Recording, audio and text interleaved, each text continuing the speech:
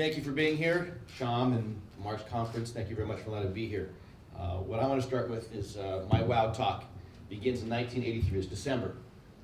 I'm 16, a young little whippersnapper. I'm full of swag, and I think I'm the bee's knees and the cat's meow. I'm very involved with a youth group, and I'm running for regional president. My life, my dream is to become president. And so I put my heart and soul into it, except I lose. It's the first time in my life I ever lost something I really wanted. I played sports and I'd lost games. This is something I really wanted, and I failed miserably. I had no idea it was okay to fail. I had no idea it was okay to make a mistake. And I sat there lonely and all by myself because I was embarrassed, I was ashamed, and I was frightened because my dream at the time of 16 was not there. The previous year I'd been wearing this medallion. It's not the exact medallion because when I wore it, it was in 1983. They didn't have Google or pictures like that back then, but I'm Jewish and it's a star, so it makes sense. And so I wore this medallion on a daily basis all throughout 1983 because I was so excited to become elected president. However, what happened is I lost.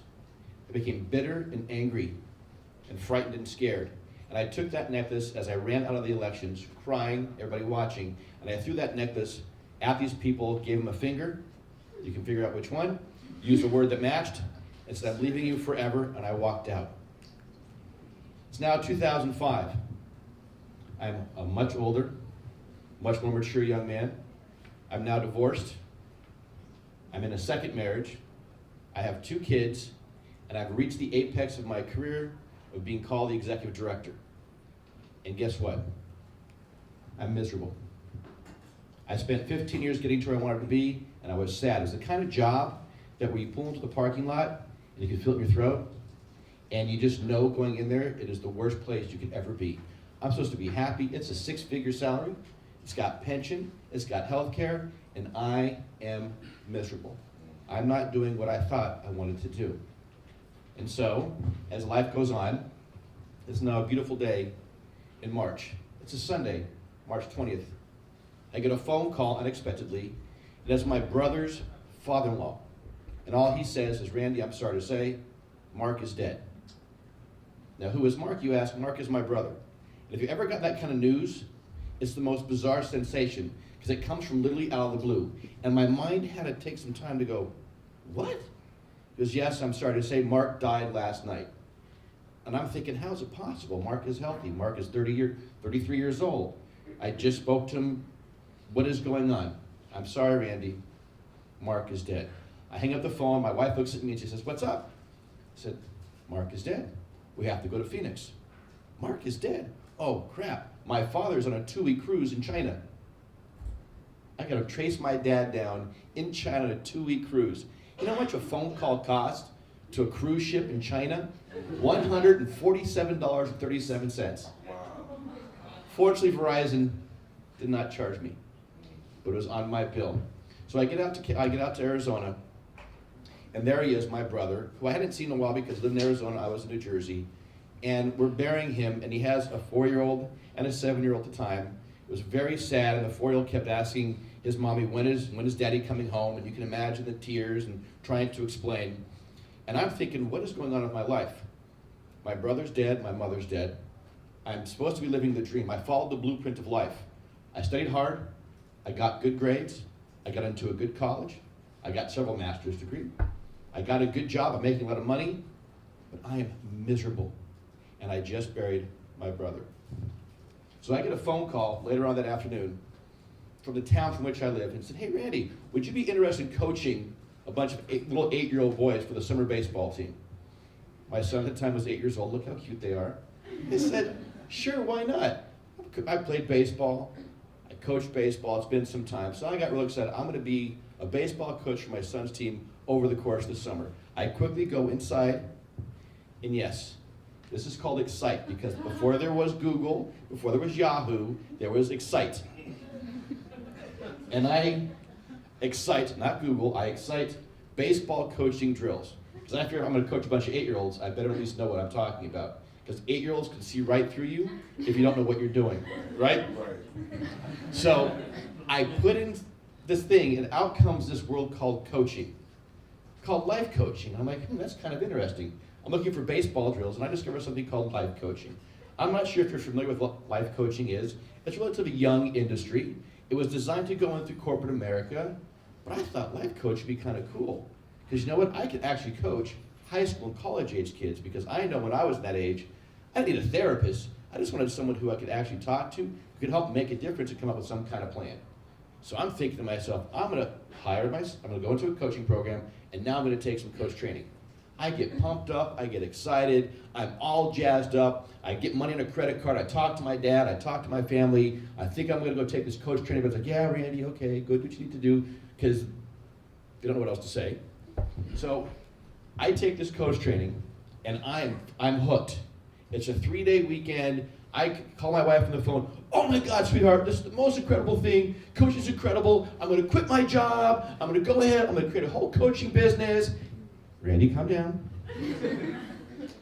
Focus on the road. We'll talk about it when you get home. I'm like, yeah, but you understand, this is coaching. I can do kids, I can do everything I wanted to. I actually have this idea. I can become an entrepreneur. She goes, Randy, calm down and come home. So I get home, blaze up the steps, and there she is waiting for in our bedroom.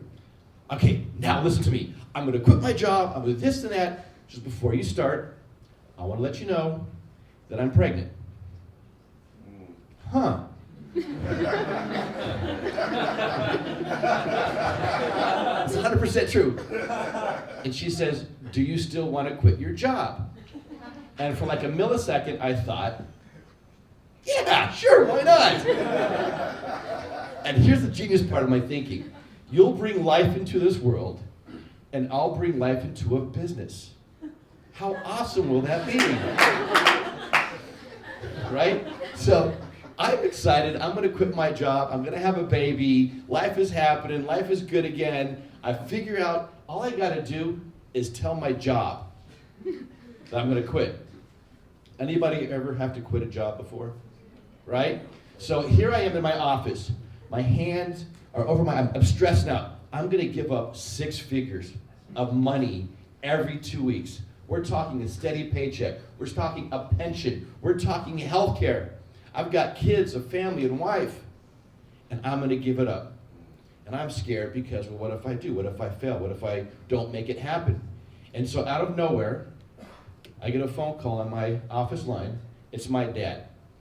Out of the blue, my dad calls. He said, listen, Randy, I want to let you know that whatever you choose to do, because we talked about it, I support you. I think you're amazing. You're going to be fine. So I'll let you know I love you and that we support you. I said, okay, Dad, thanks. I hang up. I'm freaking out. Don't know what to do. He calls back a second time. Yeah, Dad? I just want to make sure that you know how proud I am and how much I love you. And I said, Dad, you just called and said so. He goes, well, I just wanted to make sure that you really heard me. And I said, Dad, thanks.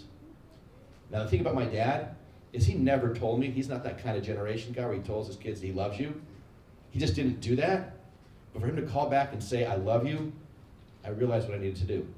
And I literally got up, I walked into my boss's office, and I sat down and I said, Don, I quit. He said, huh? I said, listen, I know you're not happy with what I'm doing. I'm certainly not happy being here. I've found coaching. I'm gonna go become a life coach. I'm gonna save teens' lives. I'm gonna make, I don't know what kind of money, but heck, it's better than this place, and I'm gonna give you my notice. He looked at me, he wished me luck, and I left. I was off to great places. I was gonna do amazing things. But then, I realized, oh crap, I gotta make a living. What am I gonna do? How am I go about it? I'm not an entrepreneur. I'm a nonprofit executive for 15 years. My bottom line is breaking even, right? So now I'm in my last period of coaching and my training. It's December, and we're sitting down talking. We're talking about this thing inside in coach we call your gremlin. And the gremlin's a voice inside that says, I'm not smart enough, I'm not good enough. And I'm sitting there, we're coaching, and my eyes are closed, we're meditating, and I got my gremlin there, and all of a sudden, as I'm sitting there, I'm supposed to embrace my gremlin to overcome this challenge. And out of nowhere, this vision comes to me. The necklace that I wore, that I threw off. And I realized in that moment, even though I took that necklace off, I gave fingers and I threw it, I never took it off. I learned at a very early age, be careful. Don't make mistakes. Better off, don't fail.